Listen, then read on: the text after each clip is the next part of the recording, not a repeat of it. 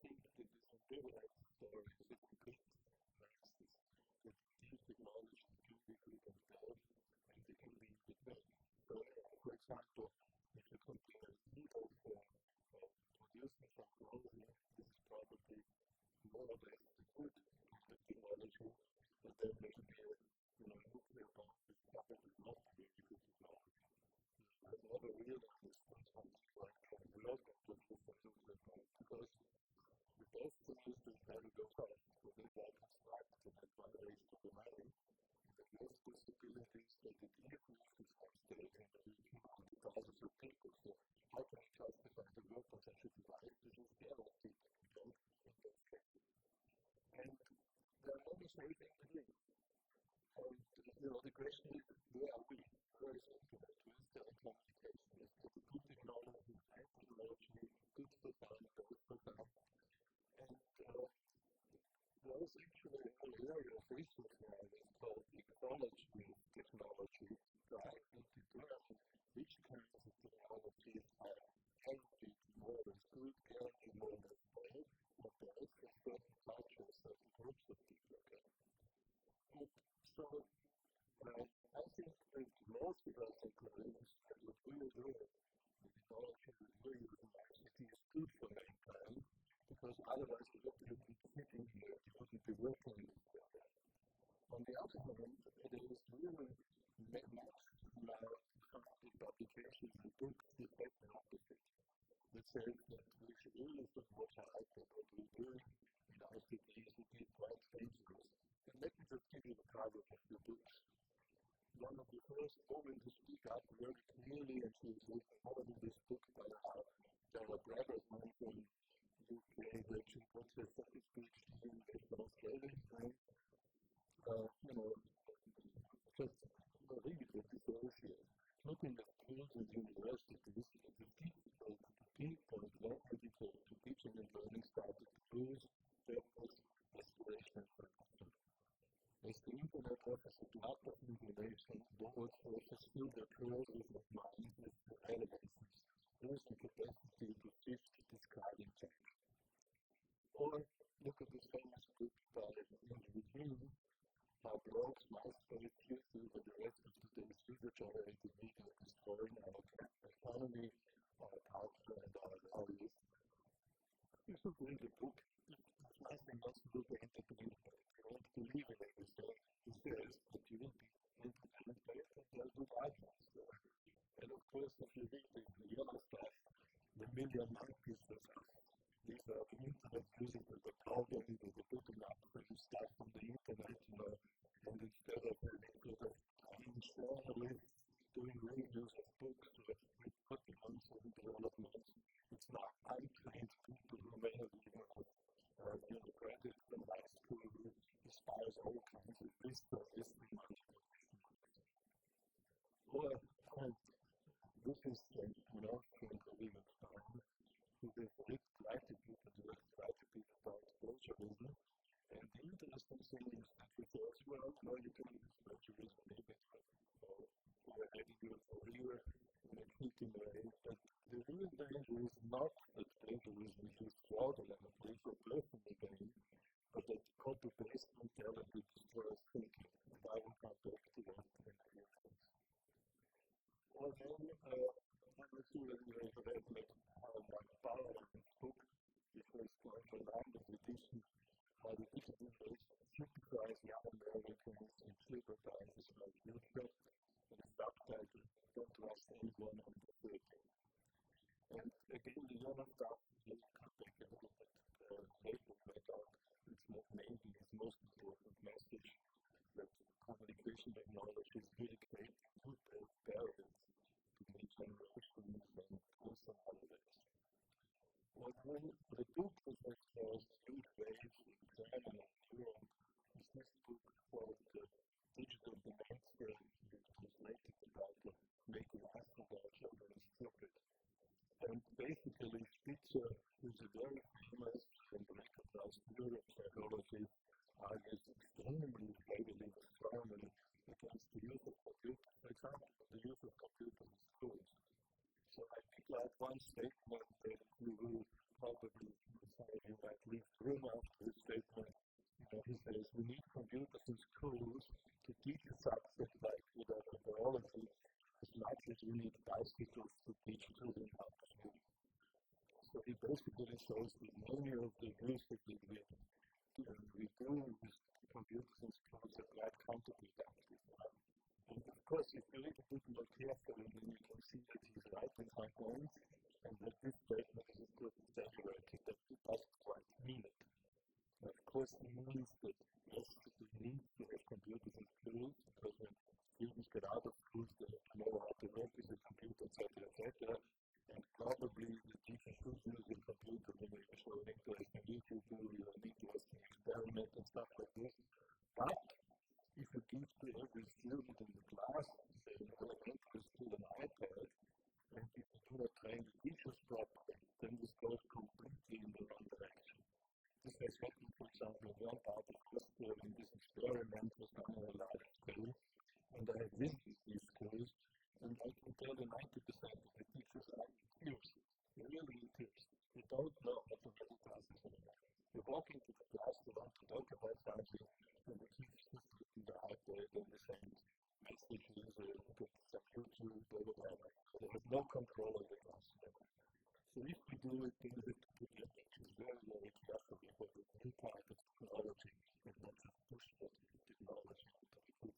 This is plausible what we say, but we actually try to practice.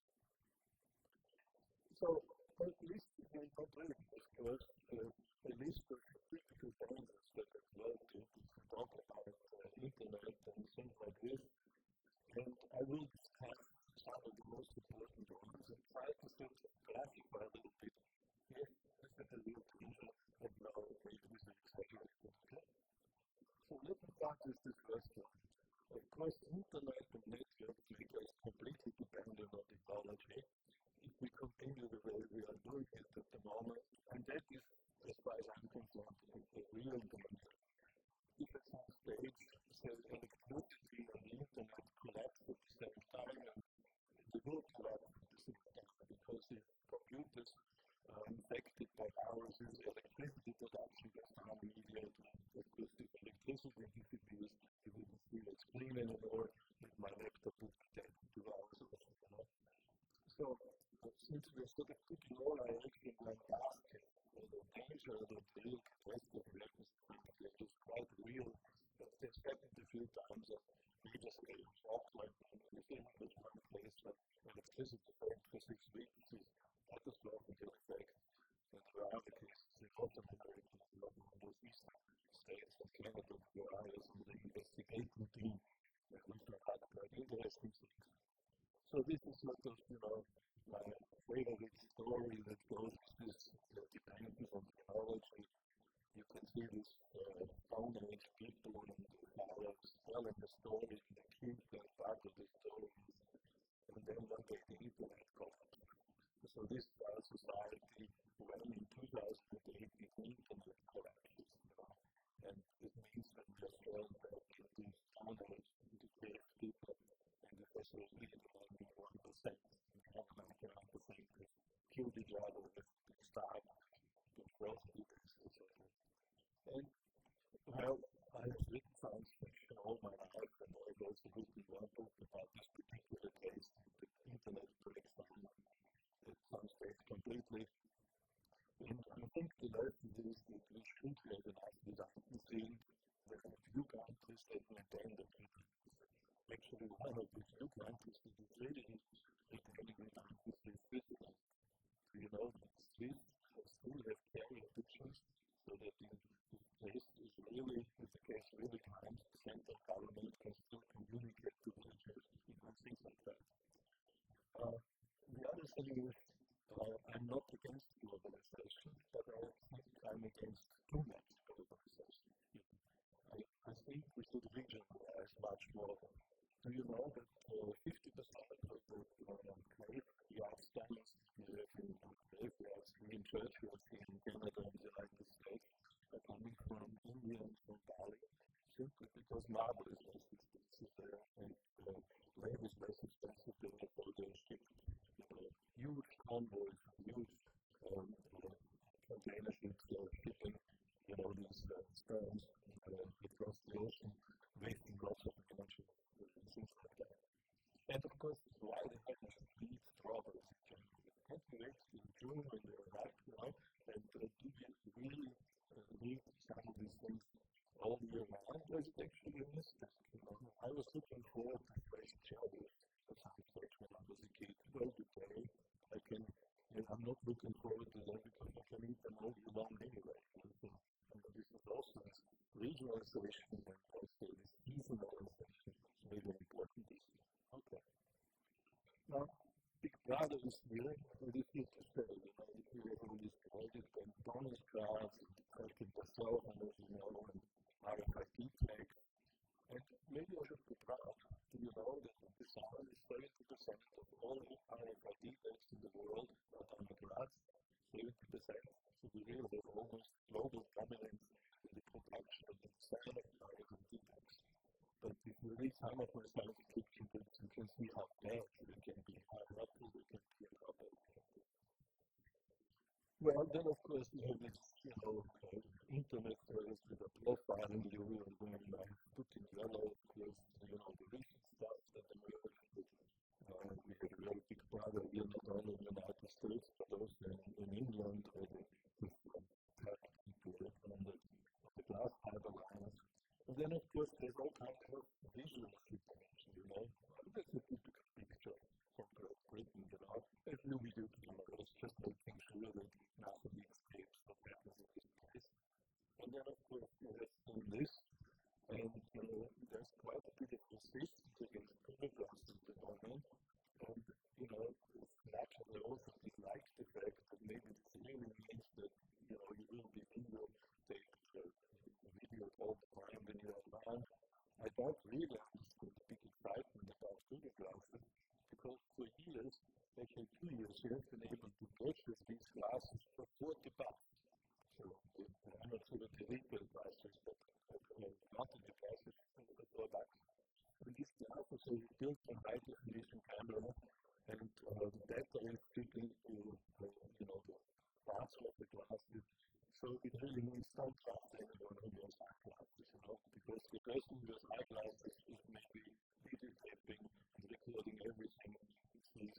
And of course, if you have these glasses and you come to a museum where it says don't take any pictures, you just laugh inside, you just turn on this and you walk around and everything is videotaped.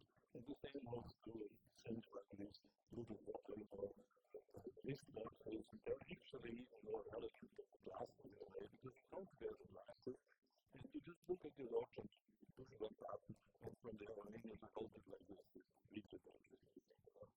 and nobody is to shout out against that technology because they're around and you can purchase it and not just about Google TV and Google. And of course, there's the drones actually. Don't reach this, there's a much better picture with the smaller drones that are now running around. And of course, the trouble is that these drones will be more and more private. So in my institute, I think there are 3 people who have a private drone that they can fly around and then fly plain in India, look into the window, video tapes inside, things like this. And that's highly legalized, but nobody cares, There's no way of supervising it, So it's just. The other thing is, of course, and here I think we have to be a little bit careful. How much privacy do we need? How much privacy was there in typical village in the United States when New Zealand was 200 years ago? When I lived in Bali for a short time in a village near Singalaya, northern part of Bali, I had to be with absolutely no privacy. Everyone knows everything that's going on there. So, maybe privacy was just a part of the phenomenon of urbanization and so on, and it's just going out the window and maybe we don't need it. It's certainly an argument I've heard that I don't believe it yet because I don't tell you what I think. I basically just tell you what I read and what you can see, say, and you can make up your mind. Okay. This is something that we feel strongly about. We need data integration, not fragmentation. So for example, I've done 5.7 million reports about this Korean killer mine disaster 100 years ago, and I'm sure some of you will remember. It got out and realized that there were only 340 different sources, which means that some press agency sending out the report and they just get mutate it in a small way and send it and publish to 5 smaller journals, etc. So, if you go to Bing or Google and you do the first right, as you found more than 4 million entries, and I'm not sure whether you realize that Google does not allow you to retrieve more than 1,000 entries anyway. If you approach 1,000, you get the warning. If you continue, you will be blocked. I'm not sure whether that's general knowledge. But do this is big. If you could access all 4 million, they wouldn't help you. Because the 127 is exactly the same as the 129, basically.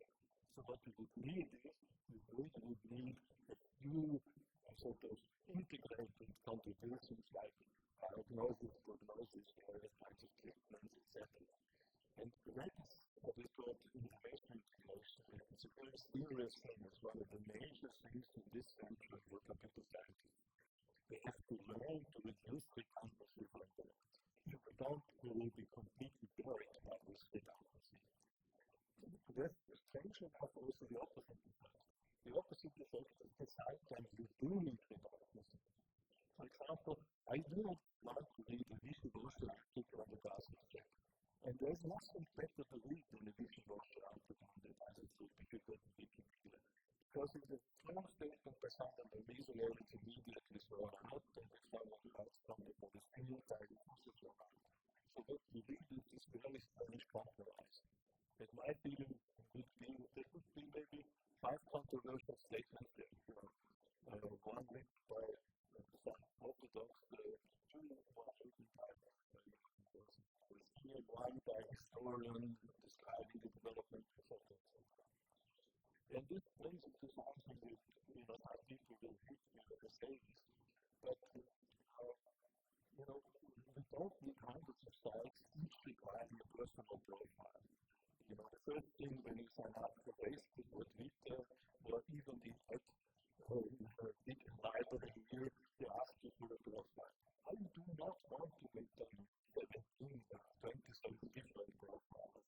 I want my homepage, but there I will make sure that things are up to date, and when there are new things happening, I will put them into a command and say this is only for a certain circle, so they will make this Google Classic not so bad, and this is for another group of people, but I only want to maintain my site. And it's up to all these other services like Facebook and Twitter, etc., to pick from that site what they want. They can pick what they want, as long as I have declared the value. But I'm not arguing in favor. Because this personal anecdote I gave a talk, slightly critical of Wikipedia, which I sometimes on for good reasons, and I also complained about the statement about me. Because in the statement it said, Maurer is Professor Graz, blah, blah, blah, and he had 3 PhD students. And the point is, that's not a lie. I never had 3 PhD students, but actually I had 80. So, the fact that it wasn't a lie to say that I had 3, but the mystery that there than all the 77 certainly paints a completely different picture. So someone in the audience was the Wikipedia and sent me 2 days later and also I have updated your CV on Wikipedia. Are you satisfied with it now? I looked at it, it's very sweet, and it's a very nice job, and I really didn't know how to respond. So I eventually said, look, I really appreciate what you have done. Thank you very much, and this is very kind, but to tell you things, I would rather you just could have made one link to my homepage.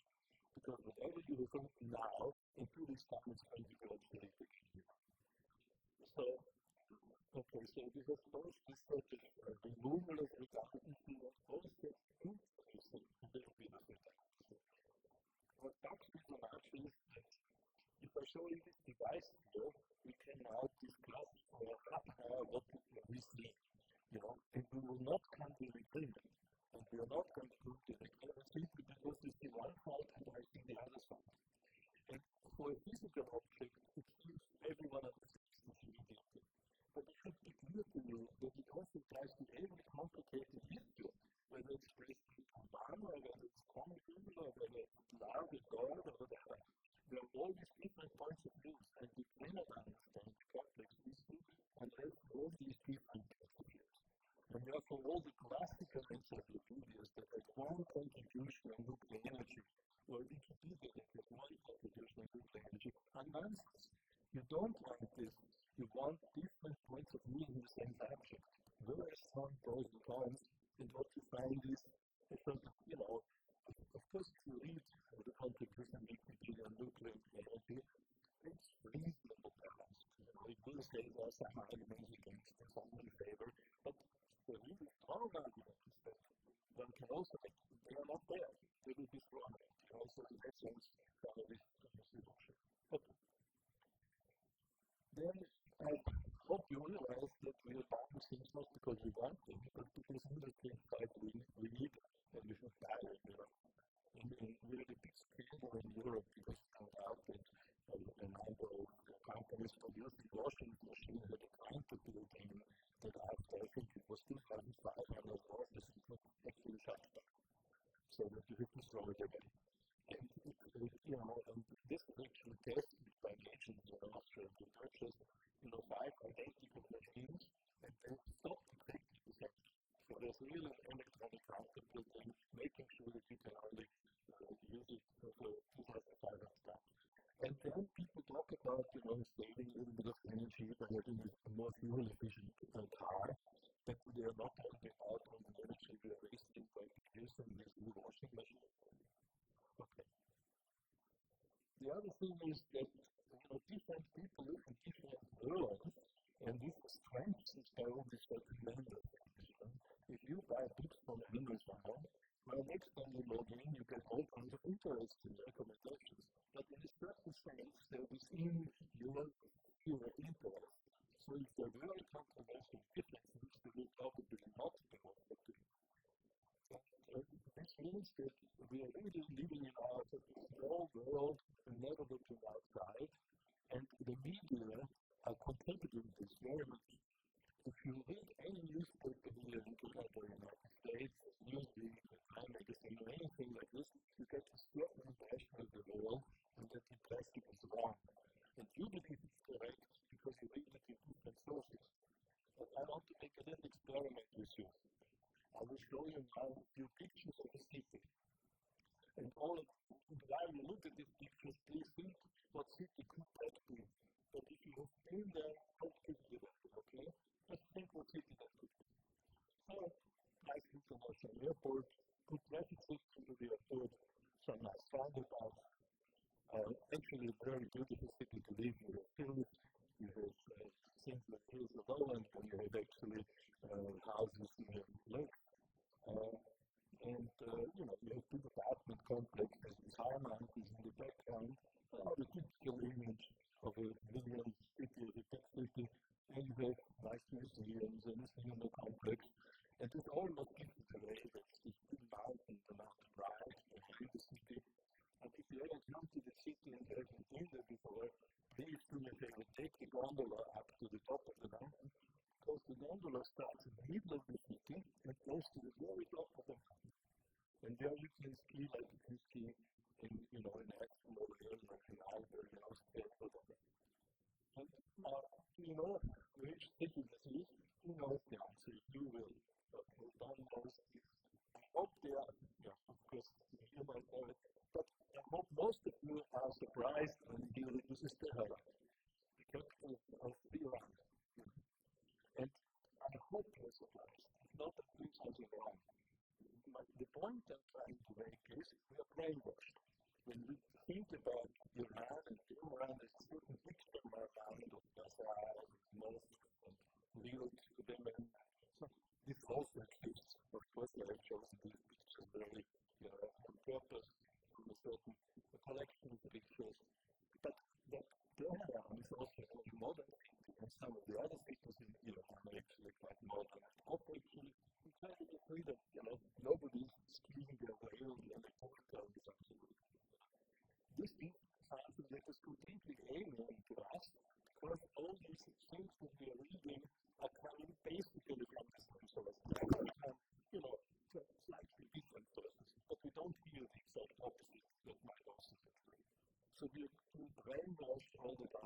is it may surprise you in the road that impressed you how brainwashed we are in many things. And those who are old enough remember that the Chinese were the biggest enemies of the United States and Europe after Reagan went there, and then within 2 months, suddenly the Chinese weren't so bad anymore. I think it has gotten worse again in the meantime, but for a while, I think quite reasonable country after all, and the French was very negative. Now then, how about we actually give access to more kids the internet and so on? How about something like computer games or pornography, particularly violent computer games? And there are really two theories. One theory is even the violent games are good because it makes the subjects frustrated, it will get rid of the frustration in the virtual world, and then there may be better people in the real world. And the other theory is that violence actually deforming character is actually increasing the action of these people, making them more dangerous, and actually turning the trace in the test is very, very well established. The second view is correct, and I think the sources in the paper. This is, there's absolutely no doubt. I have been something like 150 different papers on the subject area with over 150,000 kids. It is quite clear that violent computer games do increase violence and people do not release violence. So this is just the marketing gimmick to say release violence. And of course, all these things like sex, pornography, some of these kinds of etc., they do what we most call that children lose their time. We grow up really very behind them. I mean, my 13-year-old account of the knows more than probably I was defining about most something like that. Then, of course, there's also this business to know how what means the internet to our society in a different way. We look at high job ratio. Is that going to be the case? Because bookshops and travel agencies, music and video shops and newspapers will all disappear, so we won't need all that stuff anymore, and therefore fewer and fewer people will have a job. And and how about paper industries? They don't really use screens, projection, even in Google Glass, that maybe we don't need paper anymore, except that, well, there's all these students joke and guess that, the paperless office works as well as the paperless forward, maybe we need to have okay. Now, actually, I guess this is partially true, but if you read the most recent PricewaterhouseCoopers report that appeared 2 months ago, it's interesting how slow actually the change already. We have more time, fortunately, to adjust than many of us who are thinking about it. Okay. The wisdom of Graz and Graz are writing all this famous book with all the Andrew King books, because it was fantastic. Wikipedia, as good as it is, and all users, wiped out traditional encyclopedias, the last German encyclopedia book I just closed down about 2 weeks ago. And so Andrew King is Andrew King for it is possibly like high-quality media production, because it's not as fun, but maybe not high-quality, because it's not done by professionals. And then, of course, you can also compare the what it says in Wikipedia, and then the Wikipedia is actually doing quite well. So, from the past, and also correcting the recently. So, it's quite difficult to really tolerate online. I'm a little bit confused. But first, I think we can do this one making one first. One is the mistake is that the version control is too fast and if you create a single comment in the version, you should only keep the feature changes so that you can actually track how something developed. But if the connection quote is so easier, and the second way you should have also, you should really be able to see what something on max. So we find that you can take a max for it, so it should be the weak on the line so that you know this is social. This is radical, this is monstrous, and then of course we can deal with the much more reliable and just for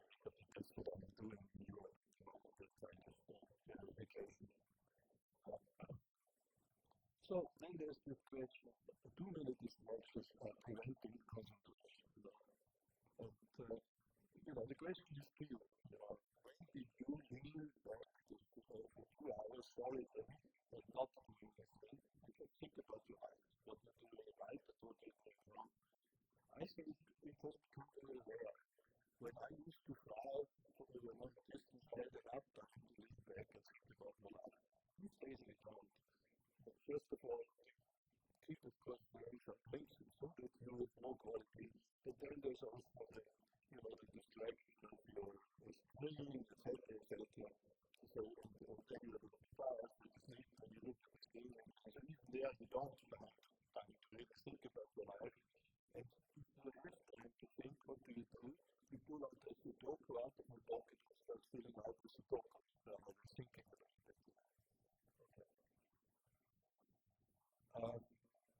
The effort to keep connected to friends prevents productive work.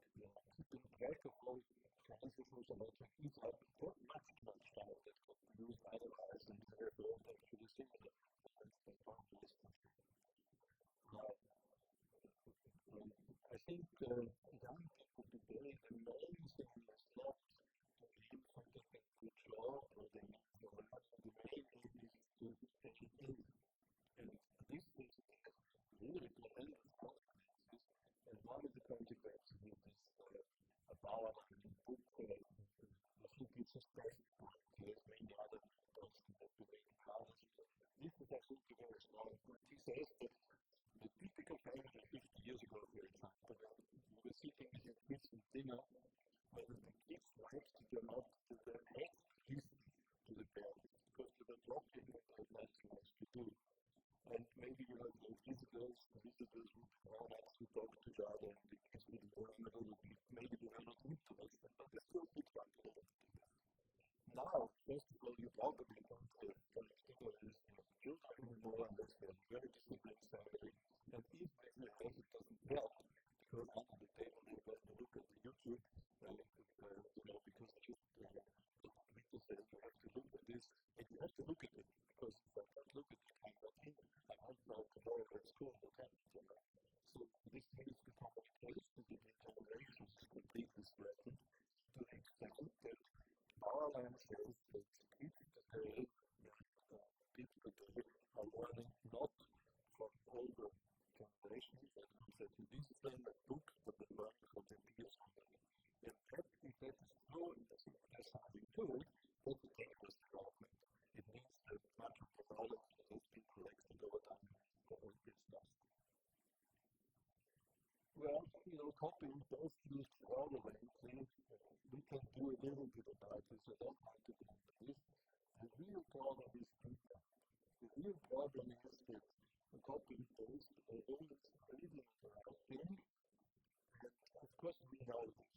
But this has been proven now so often that there's absolutely no doubt that if students write essays for difficult questions on the web or Wikipedia or Twitter or not, if they write essays or not, the reading and writing capability goes down dramatically. That is well established.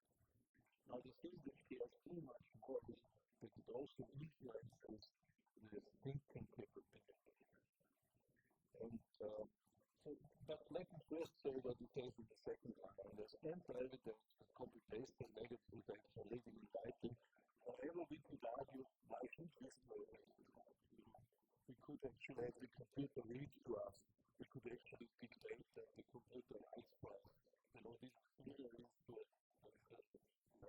reading to us and converting our speech to text and so on. We're going to the area that I'm involved in at the moment in Austria, where we actually can pick up your voice.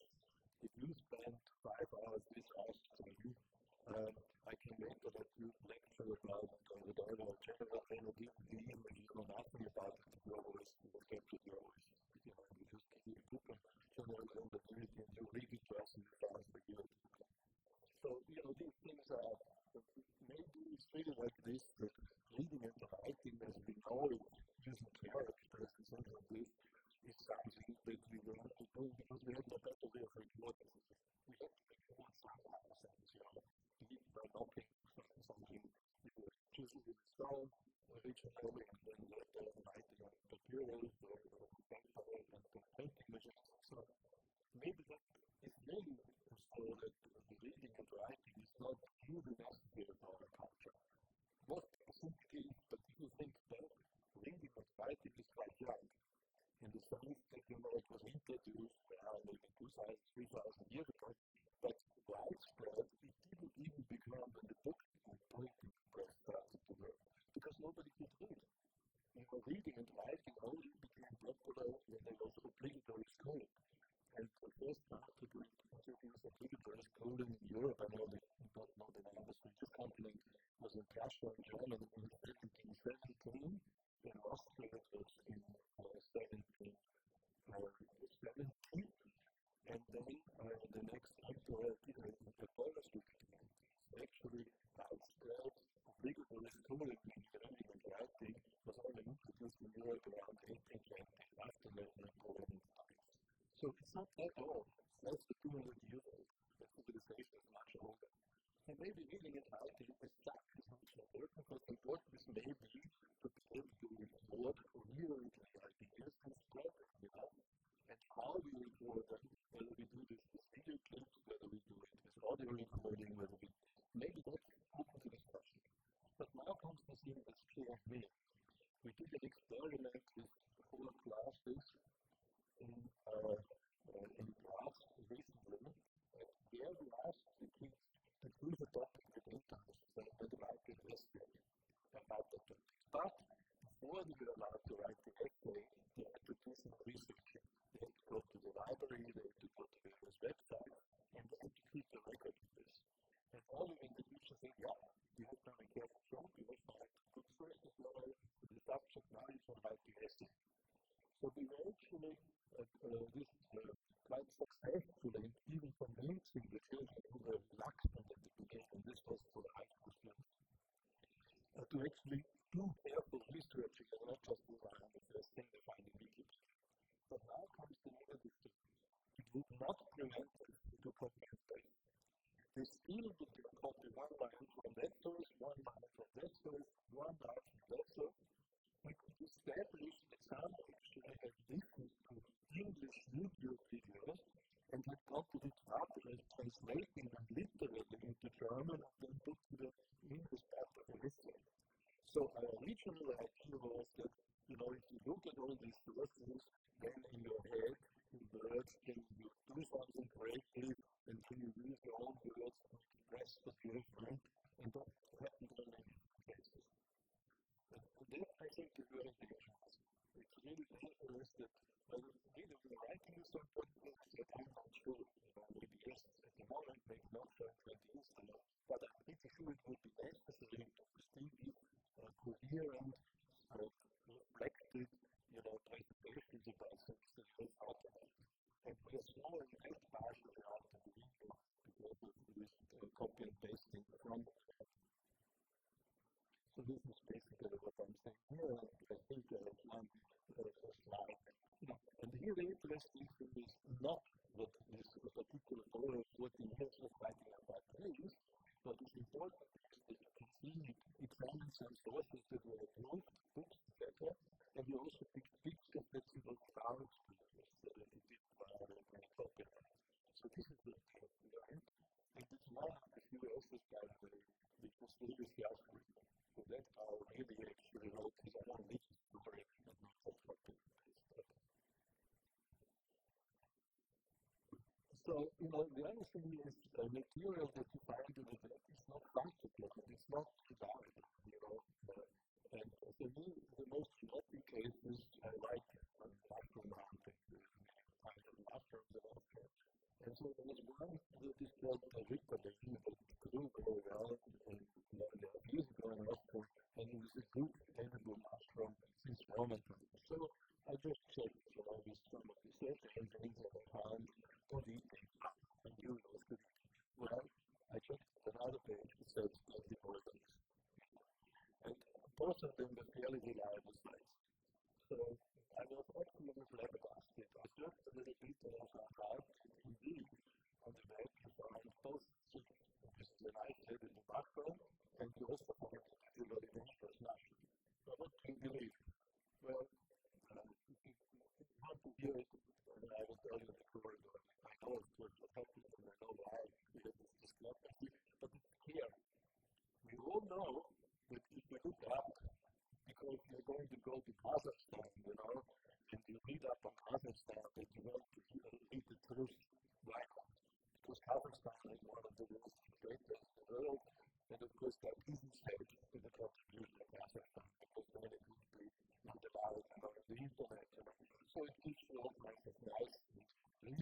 accurate description of the country, but it doesn't give you a real criticism of the new city that was built at the middle of these steps from the winter, as cold as can be, and it doesn't give an indication about political fitness, religious work. But nevertheless, you realize this, all of you are thinking here that you cannot really rely on the different telegraph page or Wikipedia. You get an approximation of it. But probably this happens, the approximation is where, quite contradictory, like in this case. It's not just a little bit different, maybe, dangerous with it. So, you need citable, time-stable, reliable material on the web. And this is my device project that I'm carrying out with at the moment between West and Australia, some ministries and our chancellor and some companies. And I hope we will be successful. If we are, I hope we will convince the scientists that Wikipedia to do this important. So, we'll compete with Wikipedia, we're trying to demonstrate that we have to improve it.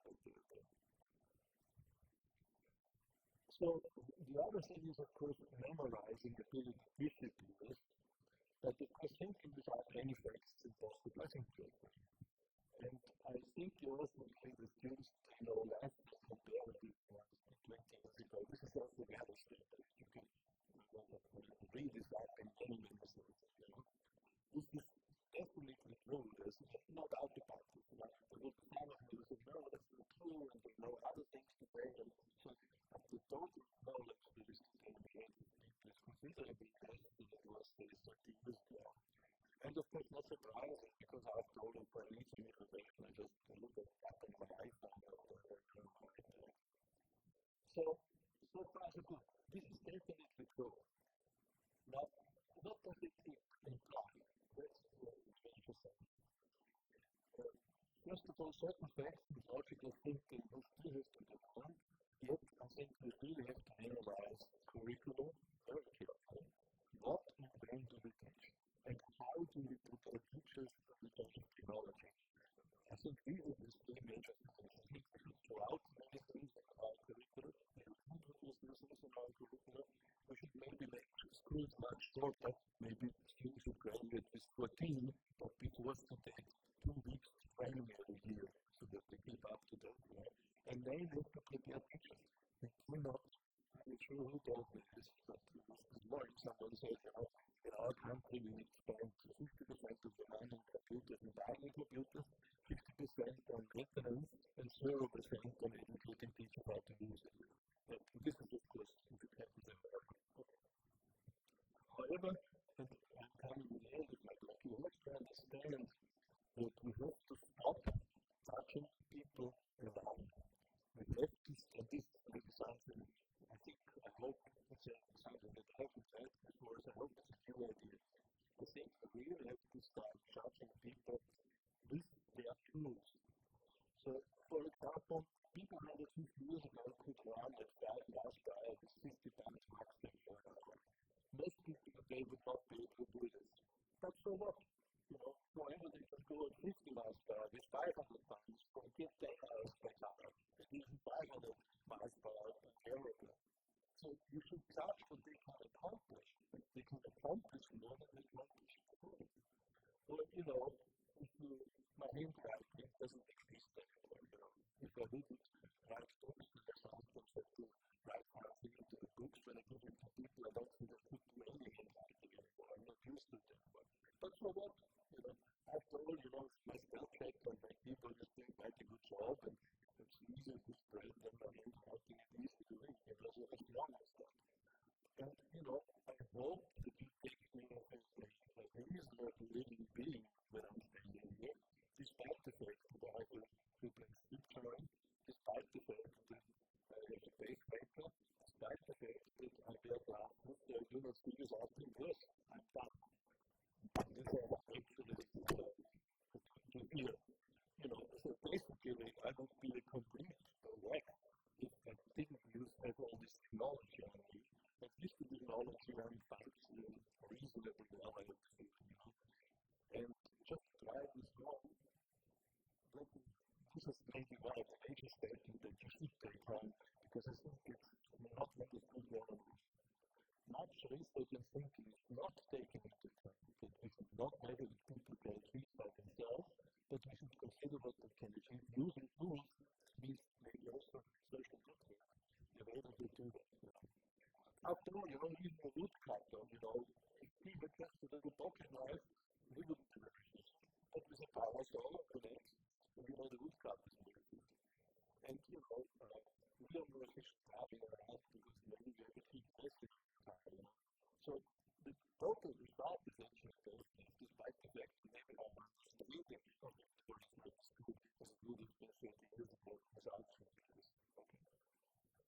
So just to drive the point home, I took this picture of the outdoor, and it shows an ordinary, scene, coffee house, and here I want to show you the sort of the electronics that's already embedded in that picture.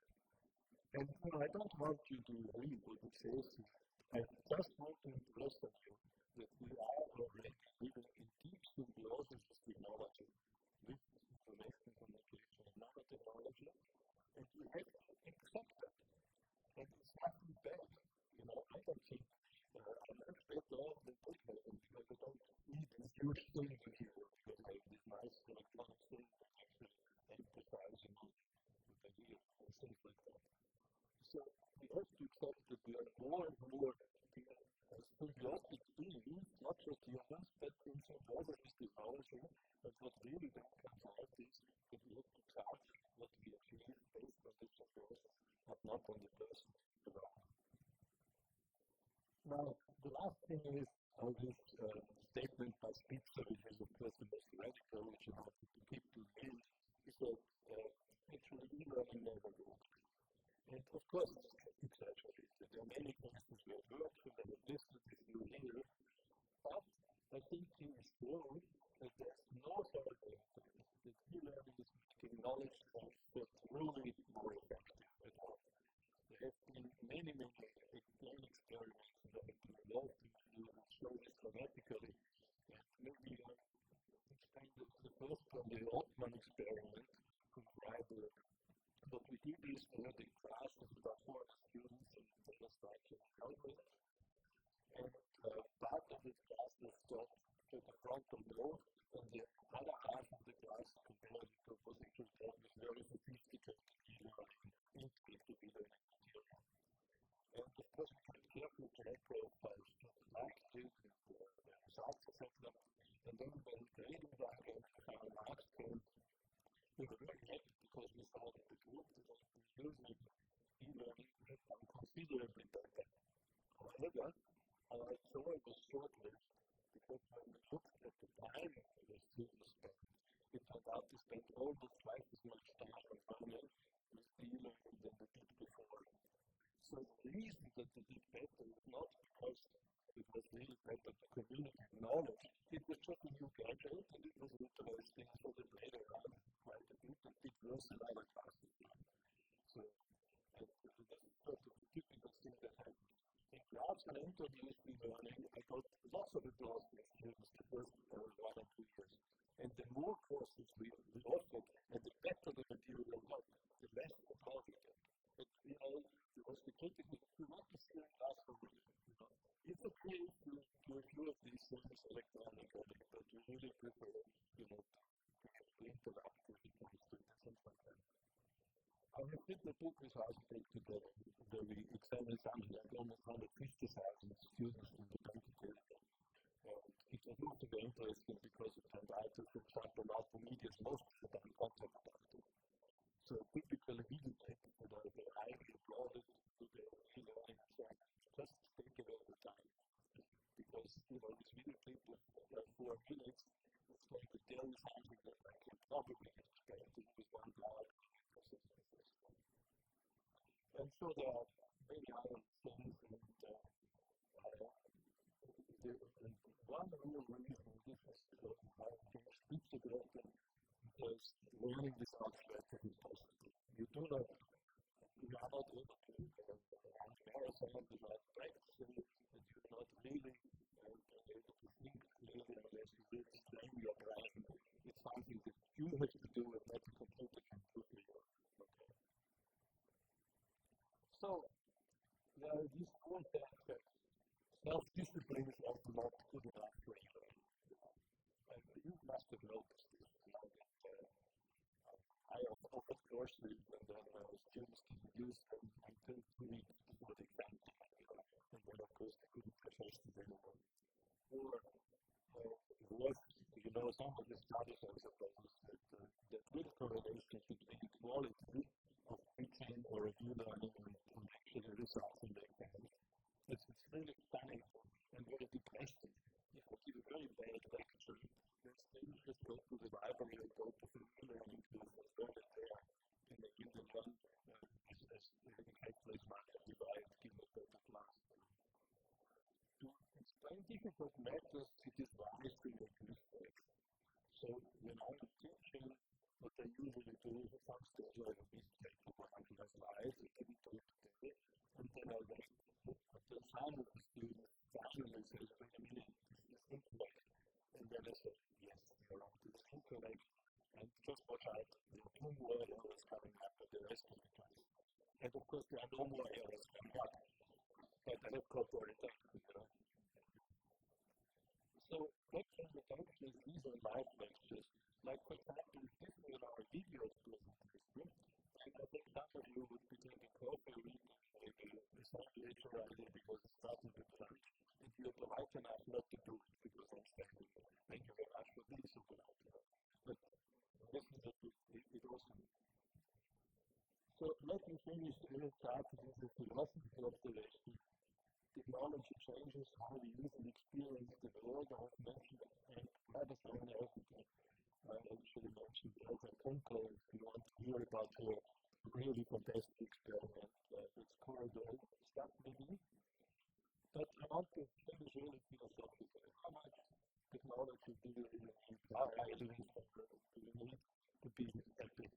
And the real answer is I hope all of you agree that beyond basic needs we need all to be happy has nothing to do with our physical environment, and how good our food is, and how young and old things are. It has to do just with our peers, and basically, what really makes people happy is to know about things, to understand things. I was hippie in the 60s in Nepal, and Nepal was a peaceful and happy country. And, there was water inside the houses, and no movement, no other just earth, floors and so on, but they were well dressed, well fed, and quite happy with the situation. Go to Nepal today, they found everyone is happy there. Of course, through television, by the internet, they learn now that this actually does the microwave or the power, and not all of them can have that easy to learn. So, in that sense, it would be nice if our world would be more just and we would follow it. Rademacher says in his book Balance of Destruction. And of course we should try to help wherever we can.